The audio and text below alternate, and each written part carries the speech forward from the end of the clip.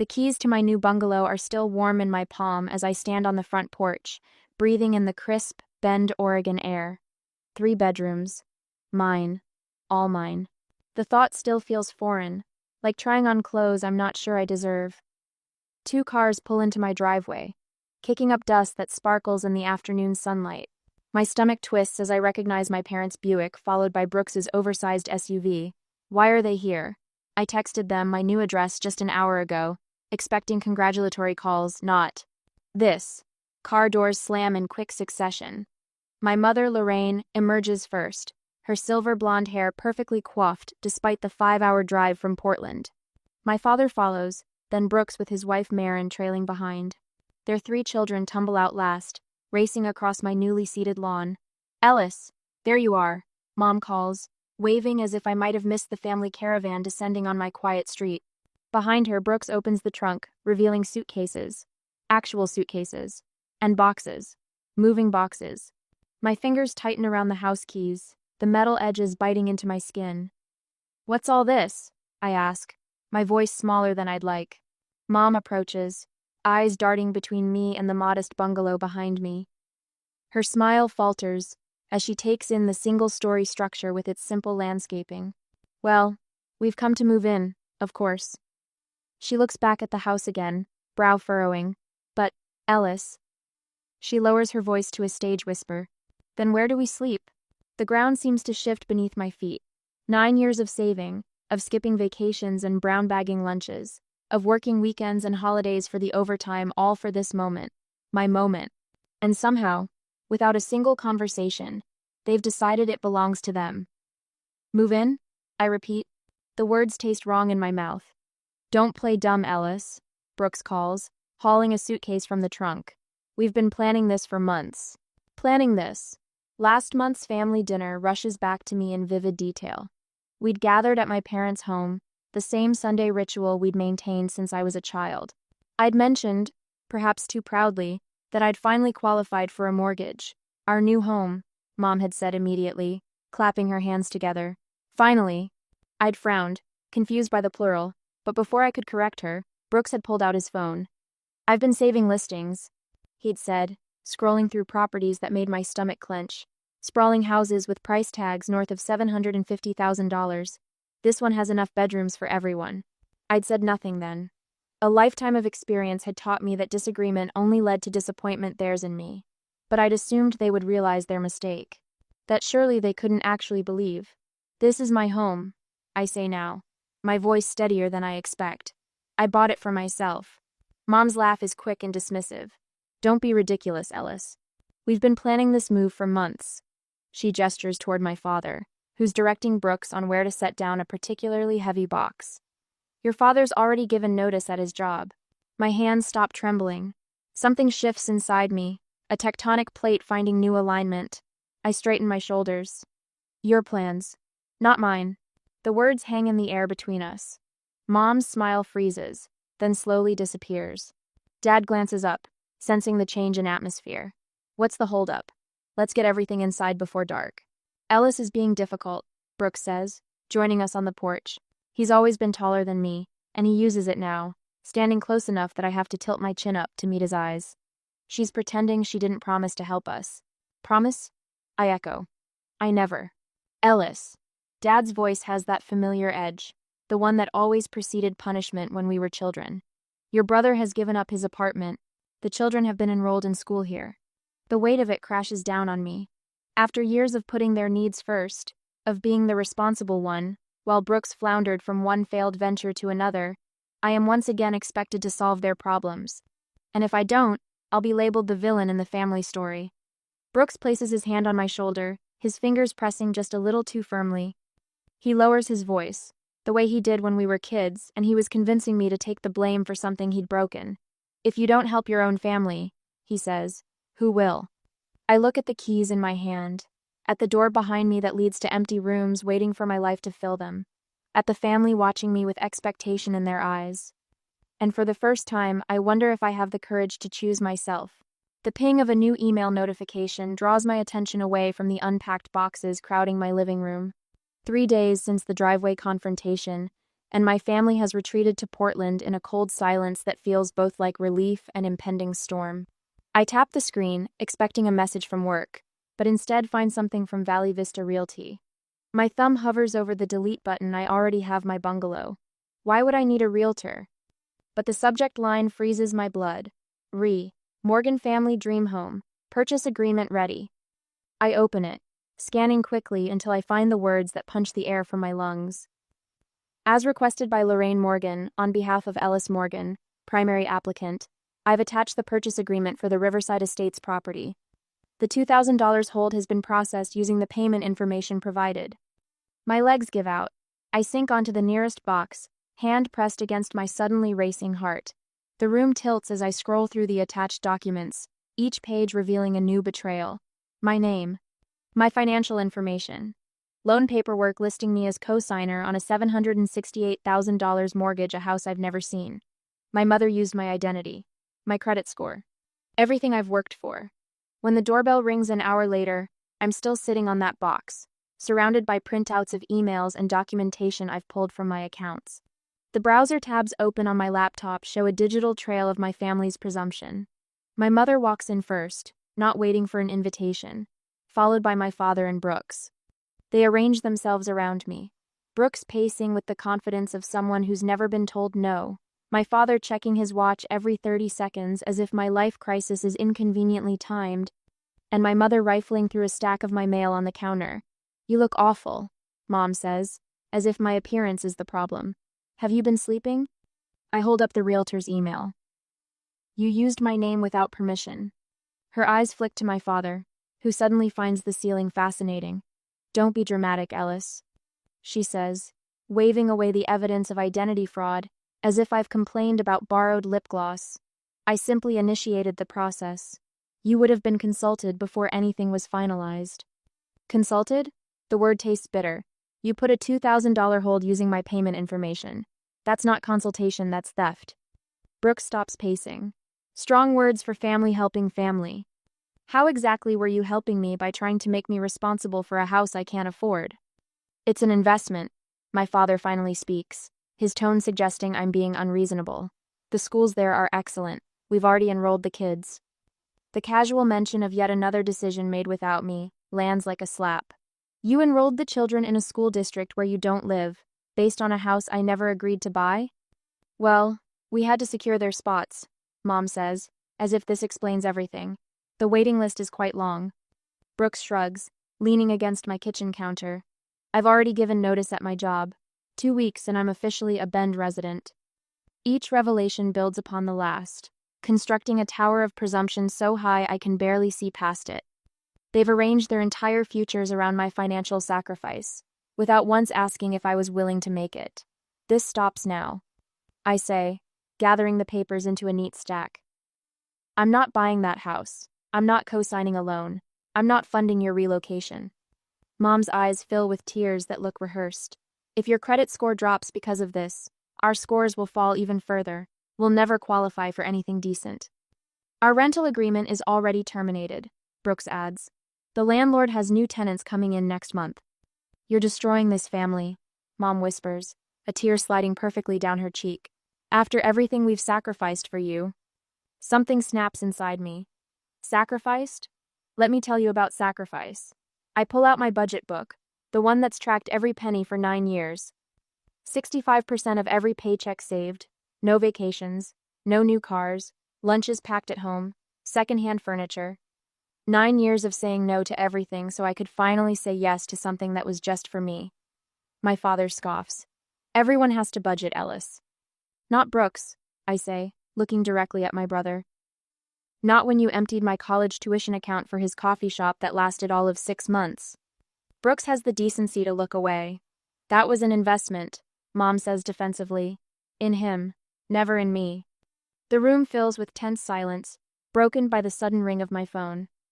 Noelle's name flashes on the screen, and for the first time in days, I feel something other than dread. I need to take this, I say, standing straighter. We're not finished, Brooks warns. I answer the phone anyway, Noelle's warm hello giving me the courage I've been searching for.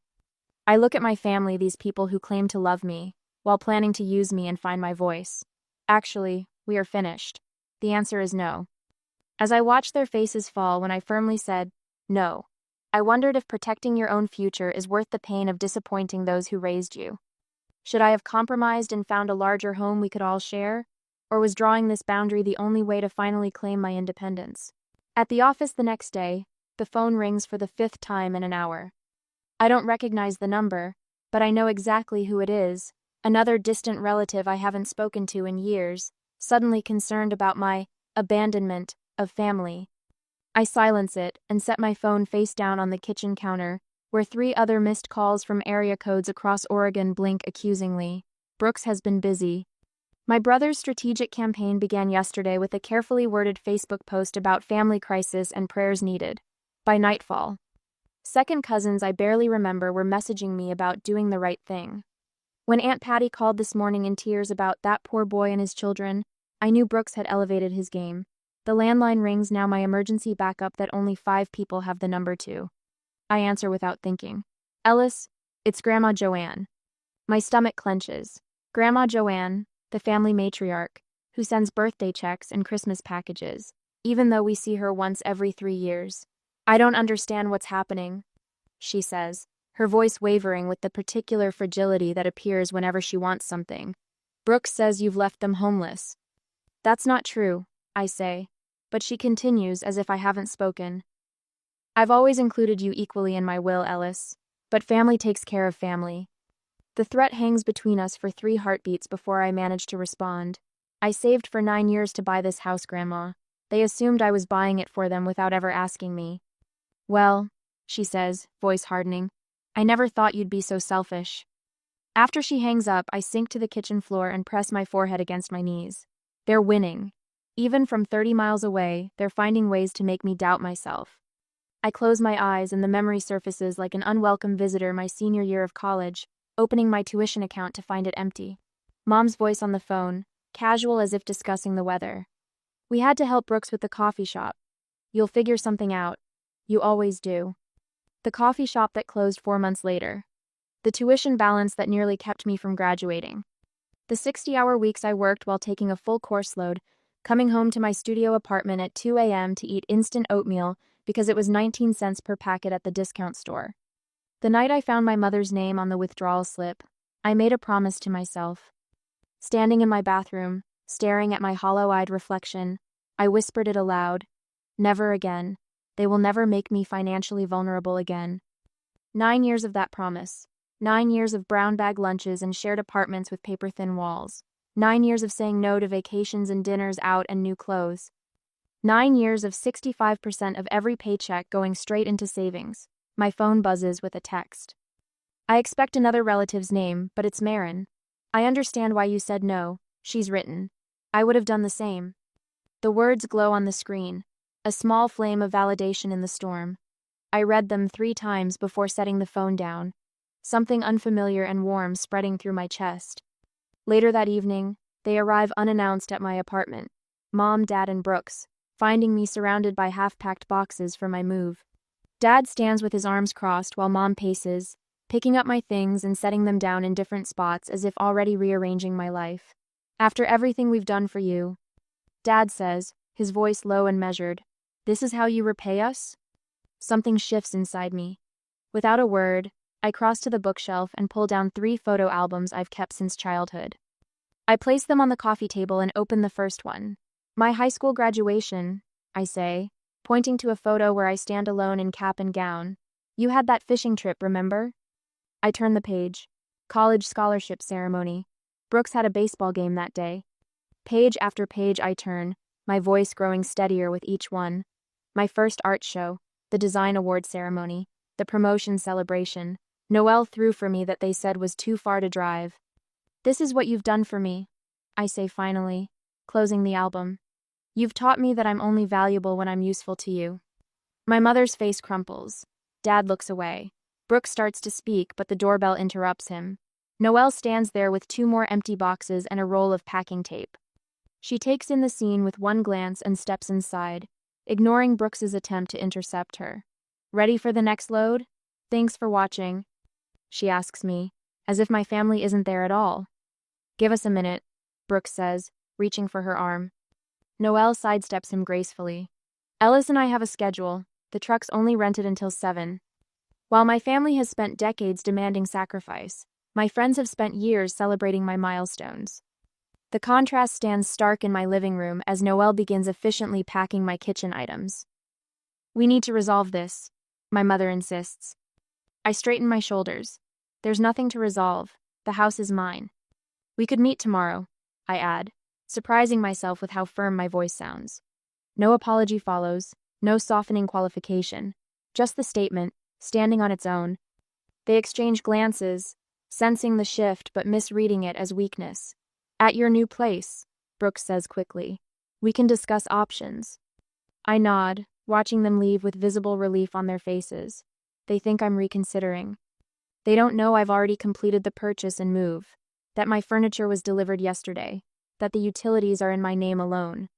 That night, I stand in my finished living room, rehearsing the words I've waited 9 years to say. My voice doesn't waver once. The morning sun streams through the windows of my new bungalow, painting golden rectangles across hardwood floors I selected myself. I adjust a vase of fresh sunflowers on the dining table, one place setting, not 5, not 8. My college diploma hangs prominently in the entryway, no longer tucked away in a drawer as it was in my apartment. Each item in this house has been chosen with deliberate care, each placement a quiet declaration. My phone buzzes with a text from Noelle. They on their way? I respond with a simple thumbs-up emoji and take a deep breath. The air smells of lemon polish and fresh paint, my choices. My home. When the doorbell rings, I count to 5 before answering. My mother's smile falters as she steps inside, her eyes darting around the fully furnished living room. Behind her, my father's eyebrows lift in surprise. You've already moved in, Mom says, her voice flat. Brooks pushes past them both, stopping short at the sight of my leather reading chair angled perfectly beneath the window. Where's the space for our stuff? There isn't any, I say, my voice steady. Would you like some coffee? I just made a fresh pot. The confidence in my tone catches them off guard. Brooks looks to our parents, waiting for their cue, but they're still taking in the bookshelves filled with my architecture books, the artwork hanging on walls, the clearly established presence of a single occupant. Ellis, my father begins, but falls silent as his gaze lands on the framed blueprints of my bungalow, my first independent project, now proudly displayed above the fireplace. While Mom inspects my kitchen cabinets, Brooks slips outside. Through the window, I watch him approach my neighbor Harold, who's watering his rose bushes. Brooks gestures animatedly toward my house, his smile wide and convincing. I open the window just enough to hear his voice carry across the yard. Moving in this weekend, Ellis has been so generous to offer us a place to stay while... Harold straightens, water dripping from his suspended watering can. Really? That's not what Ellis told me when she signed the fence permit last week. She was so proud to show me the house plans, said it was her first place all to herself after 9 years of saving, even showed me the single occupant paperwork from the HOA. Brooks's shoulders stiffen. When he turns, he finds Marin standing behind him, arms crossed, having heard every word. Single occupant paperwork? She asks, her voice carrying clearly through the open window. You told me Ellis had agreed to everyone moving in. Brooks stammers. She changed her mind, obviously. She's being selfish. Marin's eyes narrow. Like when she changed her mind about lending you $5,000 last year? The money you swore she'd offered, but somehow she had no memory of? I close the window gently and turn back to my mother, who's reorganizing my spice rack. As I watch her examining my kitchen cabinets, calculating how to rearrange them for her needs, I wonder, should I offer a compromise to keep peace? Or would any concession now invite boundary violations forever? The doorbell rings again, saving me from answering my own question. When I open it, Noelle stands there with a large, flat package wrapped in brown paper. Surprise, she announces, stepping inside without waiting for an invitation. I couldn't wait to give you your housewarming gift. My mother's head snaps up. Housewarming? We weren't told about any party. Just a small gathering next weekend, Noelle says, winking at me. Ellis's friends are so excited to see her new place. We've been hearing about her saving for this for years. The package in Noelle's hand suddenly feels like reinforcement troops arriving at a critical battle moment. She tears away the paper to reveal a doormat with custom lettering. Ellis's home. Perfect for your front porch, she says, her voice carrying throughout the house. Since this is, officially Ellis's home. The silence that follows has weight and substance. Brooks re-enters with Marin behind him, his confident stride now reduced to uncertain shuffling. His eyes dart to the doormat, then to me, calculation replacing certainty. My father clears his throat. Perhaps we should discuss alternative arrangements, he says, the first crack in their unified front. Marin steps forward. What about that apartment complex on Riverside? The one with 3 bedrooms starting at $1,800? Brooks shoots her a betrayed look. That's not the point. Ellis has all this space. For herself, Marin interrupts. She bought it for herself. My mother sits heavily on one of my kitchen stools, finally seeming to understand that the family's assumed plan has completely unraveled. But what about the house we put a hold on? We'll lose our deposit if... We should talk about this in the living room, my father says, attempting to regain control of the situation. Ellis needs to make her final decision clear to everyone. I nod, gesturing toward my carefully arranged living room. Let's do that. As they file in, I catch Noelle's eye. She gives me a subtle thumbs up, and for the first time since they arrived, I feel the tension in my shoulders begin to ease. My home remains my own, its boundaries finally becoming visible to those who never thought to look for them. My mother's fingers work nervously at her pearl necklace as she leans forward on my new sofa. The cushion beneath her barely shows an indentation, as if she's prepared to spring up at any moment. Ellis, be reasonable, she says, her voice honeyed with the familiar tone she's used since I was small. We're not asking you to give us anything, just co-sign the loan. You have no dependents, no real responsibilities. Dad nods, his smile strained beneath his mustache. It's the sensible solution. You keep this. Starter home. He glances around my living room, unable to hide his disappointment at its modest proportions, and we get a place with enough room for everyone. Brooks paces behind them, hands clasped behind his back like he's presenting a business proposal. Family duty isn't something you can just opt out of, Ellis. We've always been there for each other. I notice how carefully they've positioned themselves, my parents on the sofa facing me, Brooks moving behind like a shark circling prey. They've rehearsed this, probably in the rental car on the way over. And if you refuse, Brooks adds, stopping to lock eyes with me, you're effectively cutting yourself off from this family. Is that really what you want? To be alone? The threat hangs in the air between us. For a moment, I feel that familiar tightening in my chest, the panic of potentially losing the only family I've ever known. But then I look around at my home. My home. The sensation passes, replaced by something steadier, stronger. I rise slowly from my armchair and walk to the small secretary desk in the corner. 3 sets of eyes follow me as I retrieve a folder. I've been financially independent since college, I say, returning to stand before them rather than resuming my seat, despite what you all did. What we did. Mom's hand flies to her throat in practiced offense. We supported you. You drained my tuition account for Brooks's coffee shop, I say, my voice calm but firm.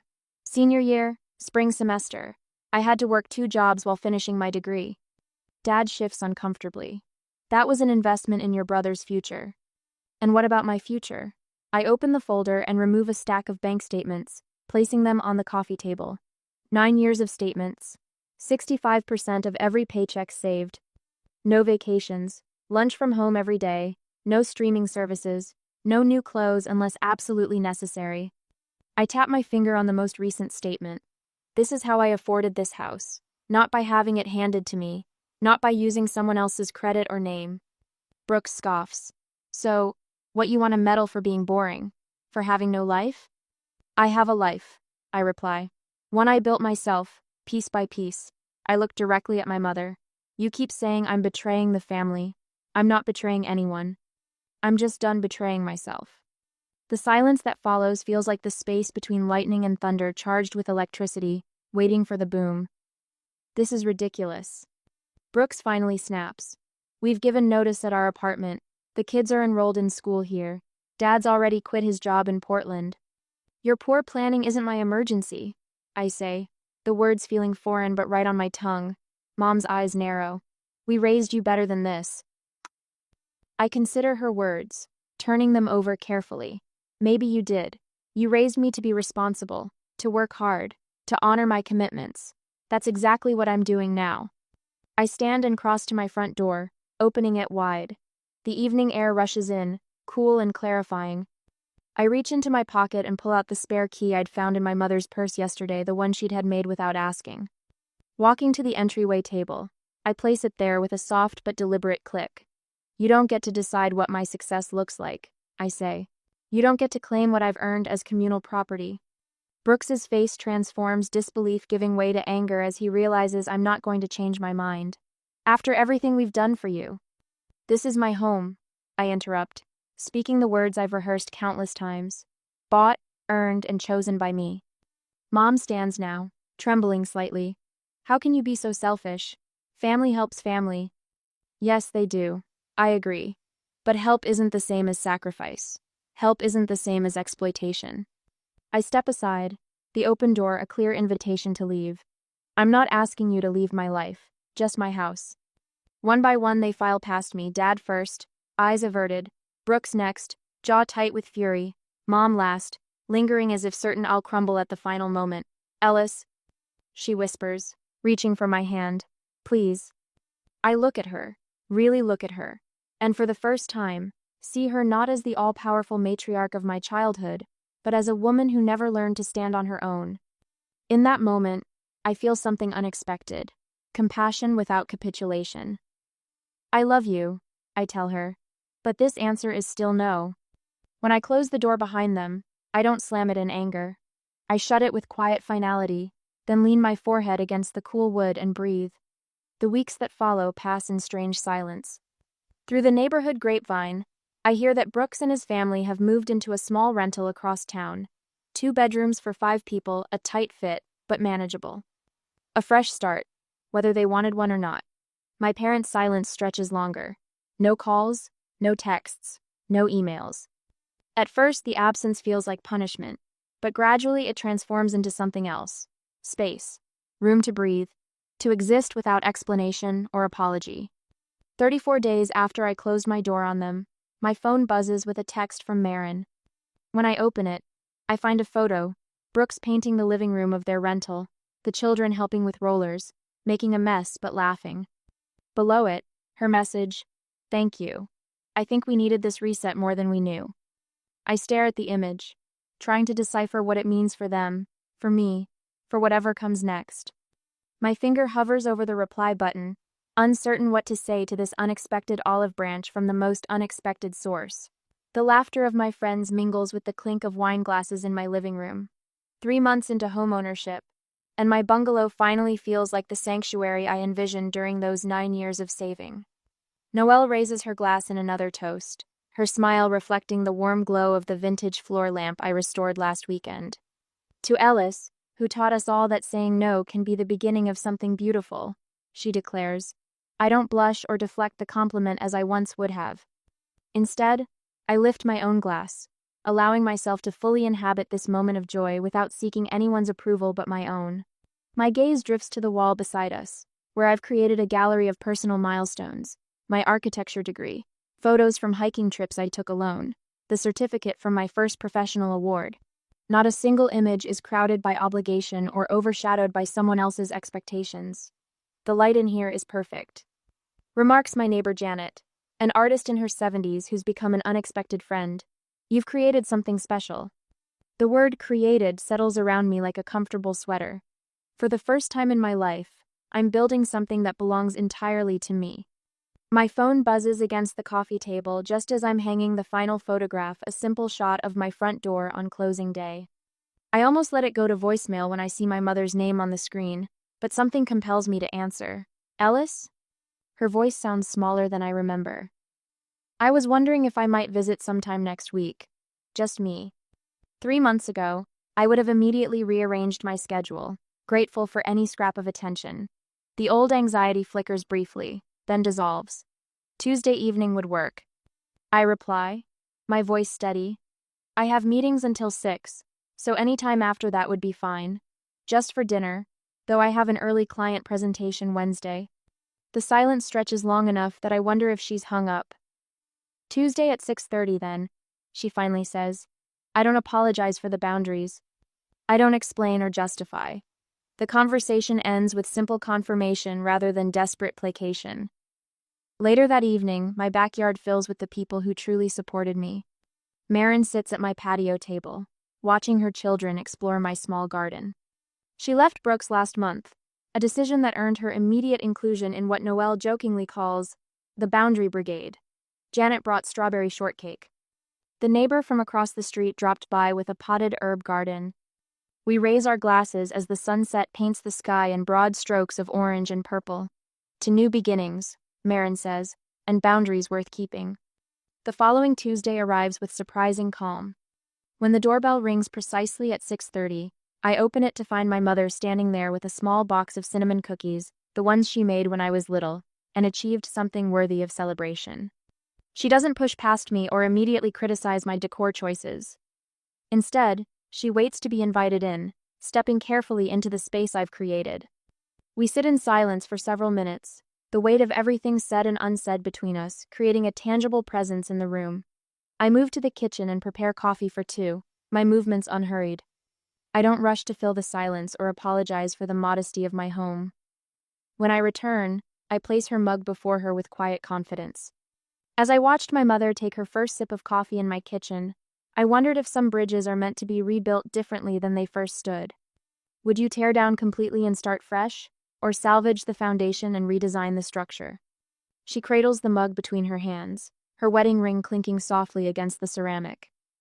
This is a lovely home, Ellis, she says finally. The words sound unpracticed, tentative, perhaps the first genuine compliment she's given me in years. It's a small beginning, but it's enough for now.